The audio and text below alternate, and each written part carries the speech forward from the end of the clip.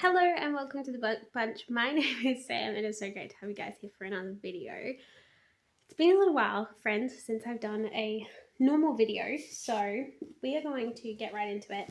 I've got 4 books here, 2 non-fiction, 2 sci-fi, and then I have 1 ebook to share with you that is also sci-fi. So we are going to start with the non-fiction, and then for you sci-fi fans, we're going to dedicate the second half of the video all to sci-fi.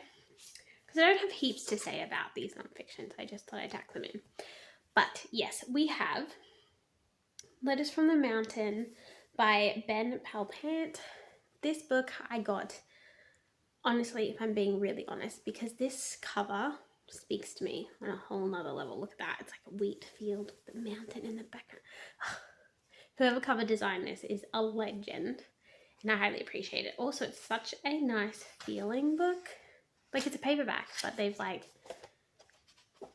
put the like slightly cardboardy ends on it. So it's like not a book jacket, but it almost is, if that makes sense. Like, it can't come off, but it feels like a book jacket, which is nice. I like that. But yeah, this cover is so beautiful. I kind of just want to hang it somewhere without the text on it, or replace the text with a Bible verse or something.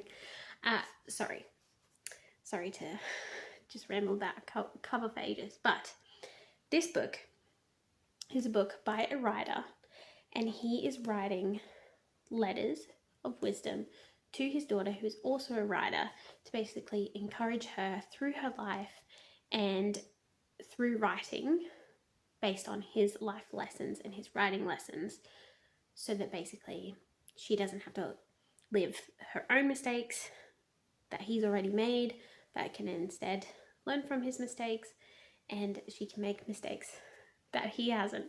And yeah, it's really sweet. The foreword is by his daughter, so that was really sweet too.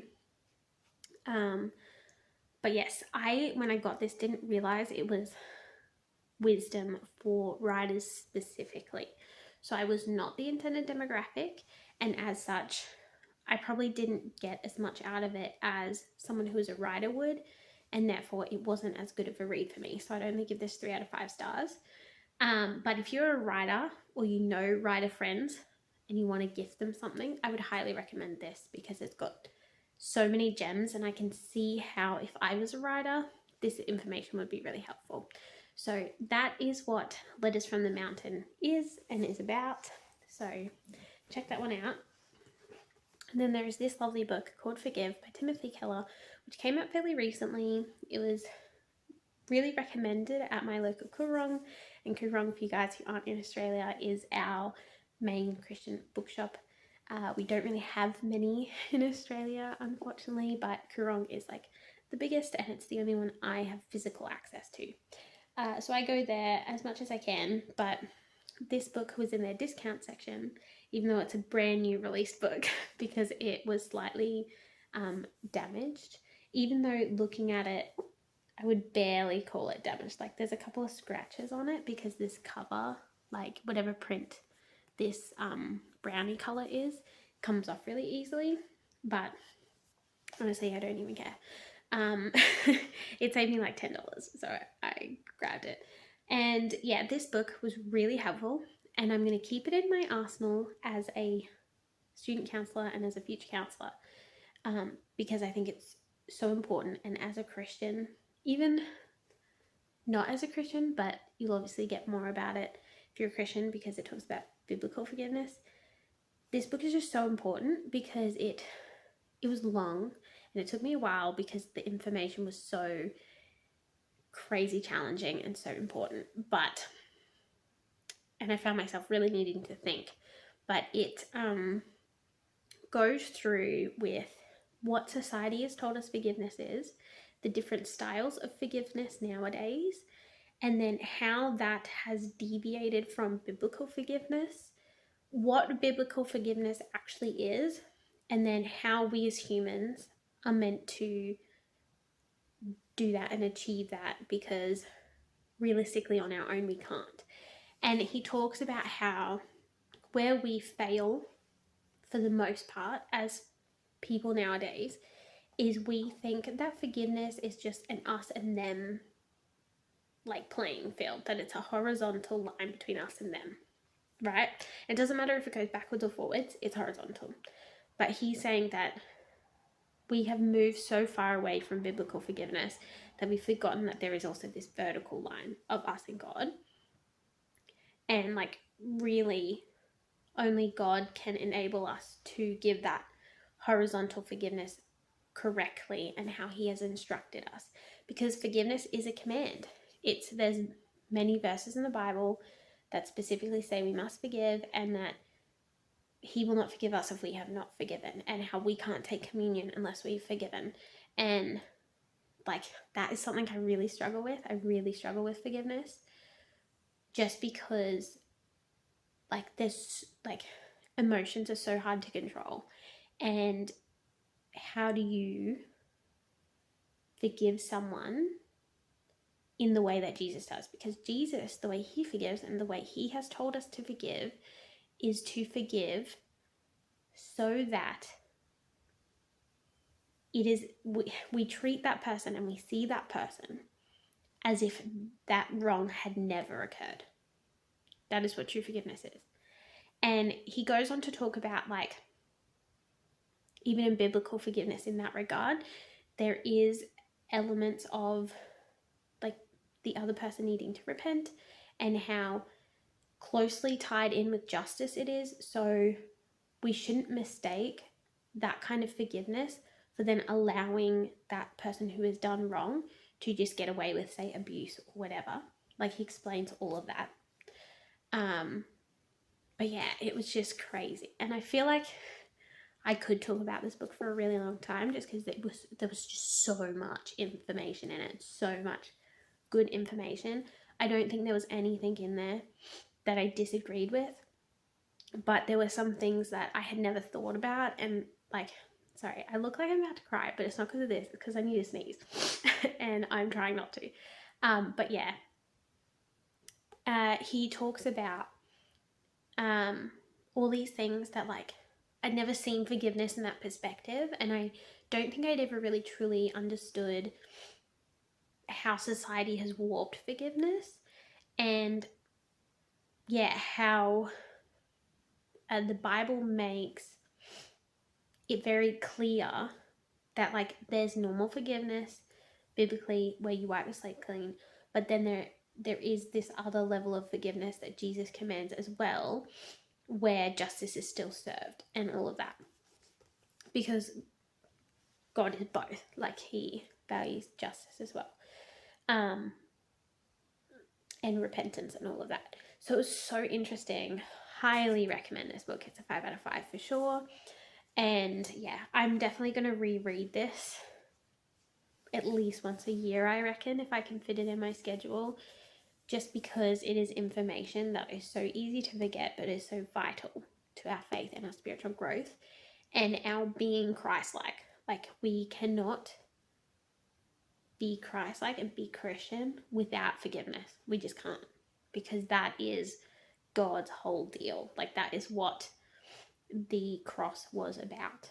Is about him forgiving us for our transgressions and taking it in on himself for true justice, and him wiping us like clean. And it, like, yeah, it's so important. So highly recommend this one. I haven't quite read a book about forgiveness that was that good and that all encompassing. So there's that. But moving on to the fun things, which is the sci-fi, because it's all right to balance out the serious with the fun. So I read this first book of the At a Time series, which is A Time to Die. I do have the other two. Honestly, they're on my back burner, and that's fine. It took me ages to want to read this. Like, after I got it, so like for months I had been pining to get it, mostly because Celestia said it was amazing. And I like Nadine Brandes. I've read her other books, really enjoyed it. Thought I'd like this more than her other things because it's sci-fi. Sci-fi is my jam.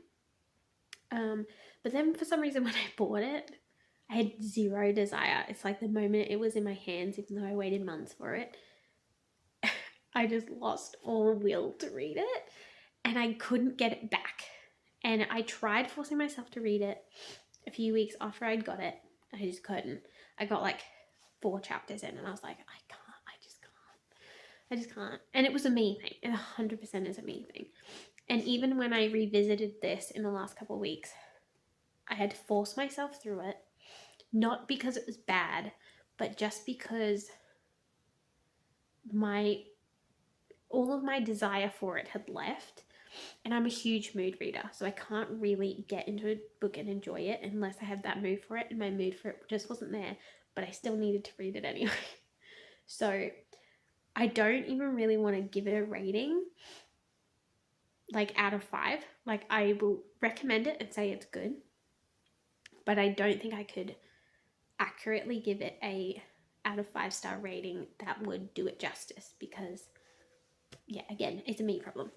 But this book, super interesting concept, is about a girl who lives in a world where there is one side of the wall which is considered like industrialized and run by government and good and everything and society basically, and then the other side of the wall is considered like almost instant death and like savages and like criminals and everything.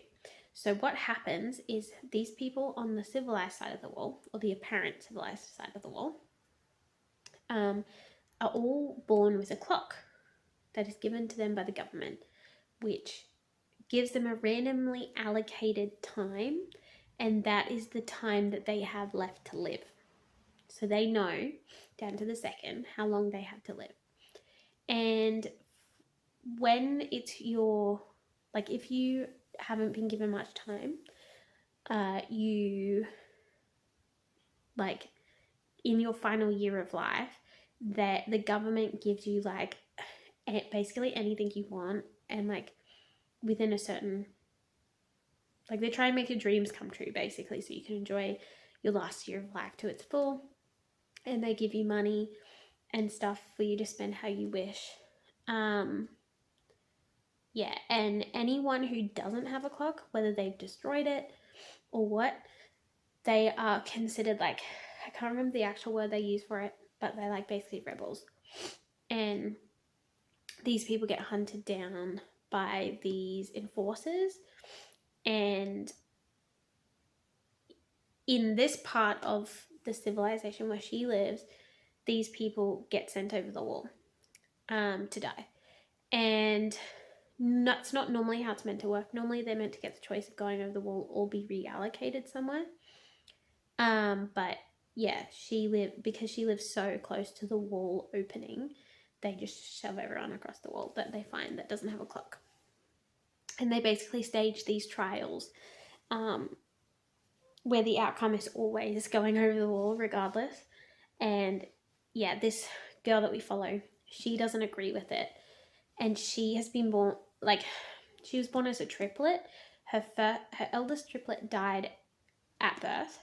And then her and her brother only have one clock between them because the government didn't, like, triplets are so rare that they didn't give the mother enough clocks for the amount of kids.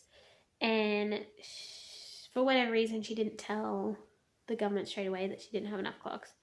And so they don't know, between the brother and the sister, they don't know whose clock it is, but it's not got much time. Like, I think it's got like 18 years or something. I think something like that. 19 years, something like that. And we join them in their last year of life, and from the girl's perspective, and she is like trying to make the most of it. And as a result, she decides that for her last year of life, she's going to write her autobiography about what's happened, and the fact that, like, she wasn't given a clock, and therefore it's not bad to not have a clock, and maybe those people that don't have clocks shouldn't be sent over the wall and stuff. And she's going to expose that as her last wish. But yeah, so she decides to do that. As a result, like, she just tells them she's going to write her own biography, and she'd like to speak to this famous biographer. Biographist didn't sound right. Biographer. And they line it up, and she gets to speak to this famous biographer. And he gets interested by her story, and he is like, okay, I'm going to help you. I'm going to make you famous. I'm going to publish your biography. But you, and like, I'm going to try and help you with this whole clock situation. But I'm going to send you over the wall. And you're going to record your time over there and send it back to me. And then I'm going to come get you. And you're going to come back on to this side again. And she's like, no, I don't agree to that. But he dobs her in, so she has to. She doesn't have a choice. And so she gets sent over the wall. And then we follow her journey across the wall and all the things that she discovers. That is A Time to Die. I know that was a very convoluted intro for you guys, but that is what the book is about. I am not quite sure where book 2 and 3 are going to go. Book 2 did end on a bit of a cliffhanger, and it was a little sad. Well, it was quite sad, but I don't know where book 2 and 3 are going to go. It's very interesting though. Good concept. I was interested by some of the technology and the different beliefs and stuff in there. It was really interesting. But yes, then there is the synapse sequence. This book is a science fiction crime thriller. I think that's how I would define it. I'm just trying to see if it says anything on the back, but it doesn't. But yeah, this book, the synapse sequence, this is a non-Christian. So this one Christian, this one non-Christian. The only content warning I have for you is that it has a bit of language. It's not super frequent, but it is there. So depending on whether that bothers you, keep that in mind. But this story is about this girl, and she has a shameful past in the fact that what she actually did wasn't shameful, but what she did was twisted by the government, and they used her as a scapegoat so that they could justify killing a bunch of people, and as a result the public hate her. She's just come off the back of that. She doesn't really want people to know. She's also suffering with, like, I think it's meant to be anxiety or something like that, and so her moods and everything are like a bit all over the place. As a result, she uses, because all in this world all of that is recorded, she has basically hired someone to sit in her house, and the system is recording this person she's hired's feelings instead of her own, because it's like a loophole, and it's illegal, but it's a loophole.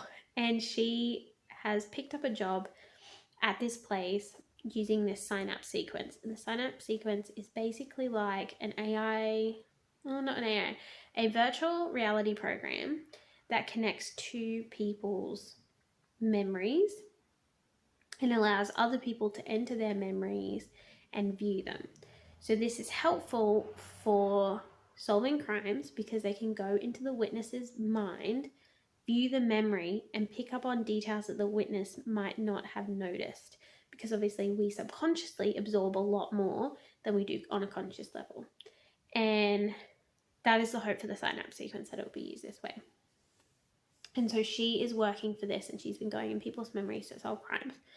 And it's still in its trial phase, and so her job is at risk.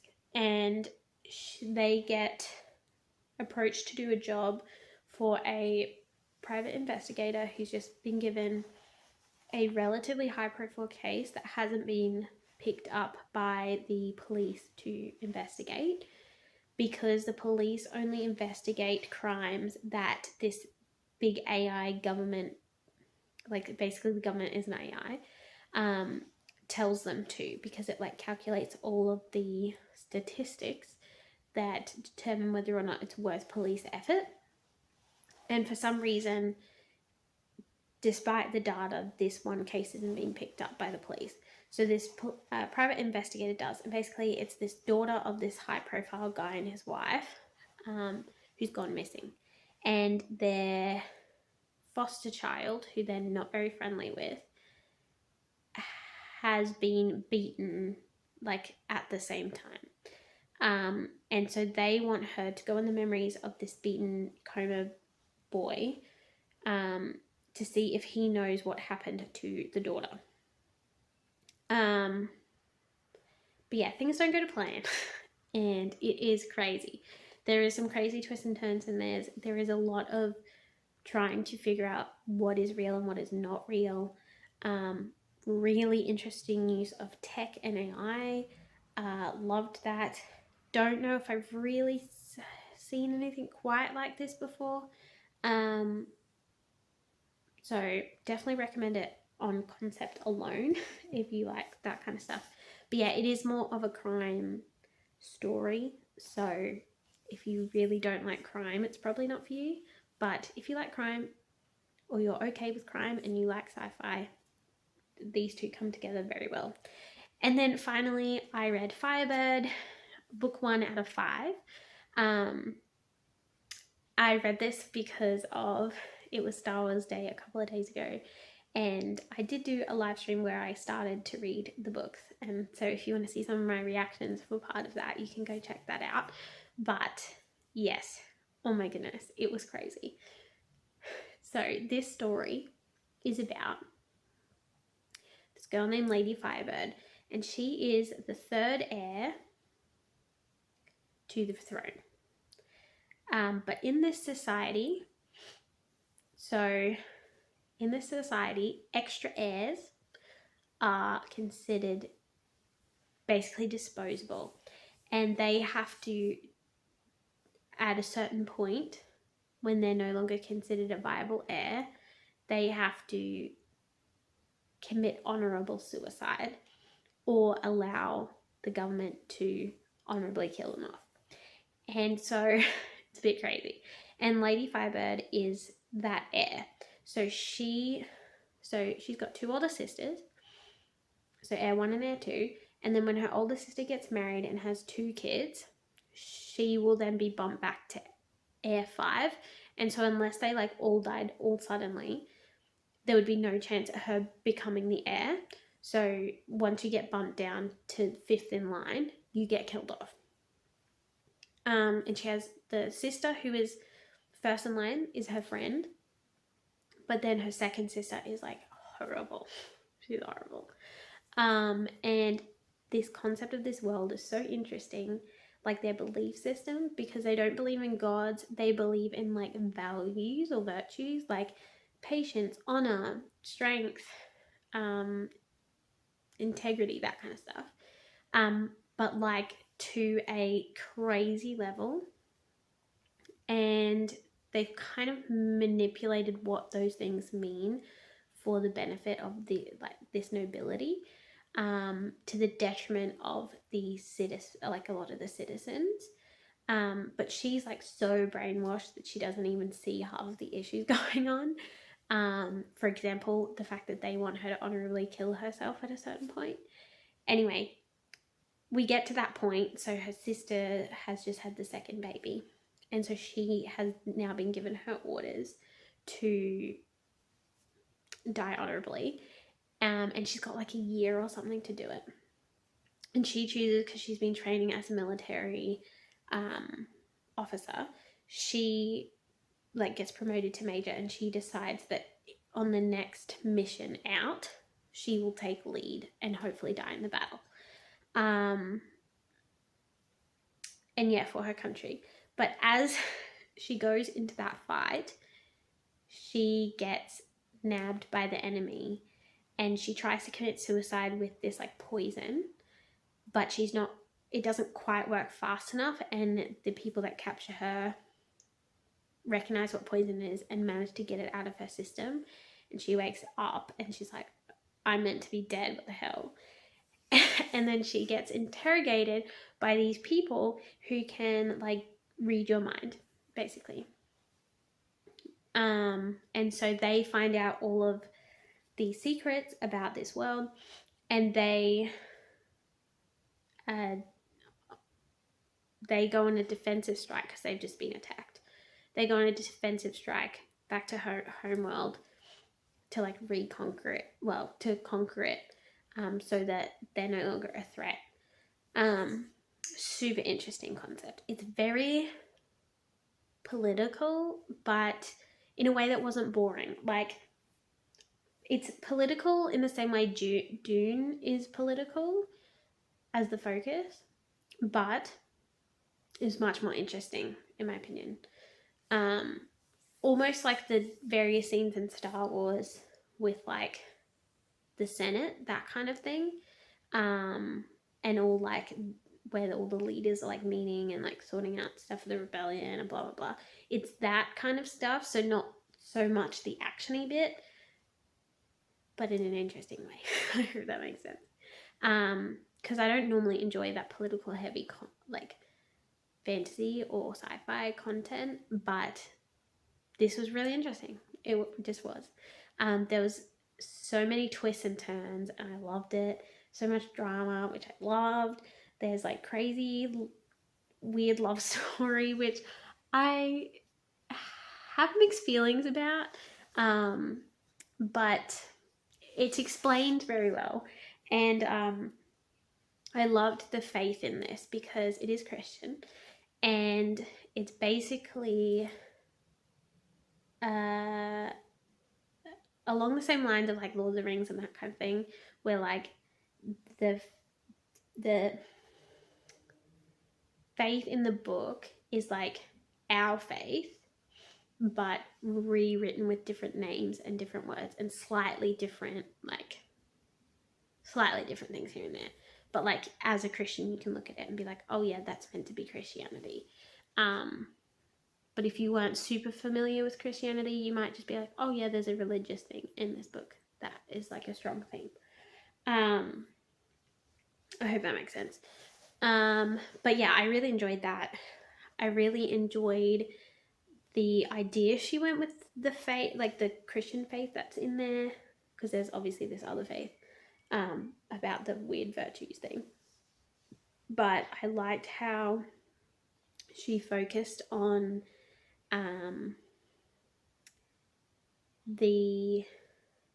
for some reason in this version of Christianity, they can't, because of their past crimes basically, and their past sins against this God, they can't now like actively get converts unless the people are willing and like ask them for information. So they just have to live out their faith and hope that that is enough to attract people to ask the right questions, or that the God himself will like move within someone's spirit and like put things in perspective so that they ask the question. Yeah, if that makes sense. Which was really interesting concept. But I did like. And yeah, I liked the sci-fi elements. Like there was these genetically modified mind reading people who have powers, and there was really cool spaceships and like really cool assassin-y things. There's a lot of suicide and like assassination attempts and all of that. Like not it wasn't like triggering at all. It was more just like, yeah, I don't know how to explain it. It was just like reading a book about assassins, if that makes sense. Yeah, and yeah, it was super interesting. Talking about the different poisons and the different like sci-fi sword, laser, crystal sword things, and their science and stuff. It was really interesting. So I highly recommend Firebird as well. Definitely a 5 out of 5 star. Out of all of these books, my favorites were Forgive and... Is that what it's called? Forgive or Forgiveness? This one, Forgive. And Firebird, definitely. So go check them out. I will see you guys, hopefully, all my fingers are crossed, and I'm praying that the live stream goes ahead this Wednesday with my author friend, because that'll be really good because that book comes out this month, and so we are going to talk about it so you guys can find out about that. And yeah, that should be Wednesday. And then from Saturday, it should be normal programming. So thank you all. I will see you guys in the next video. Bye.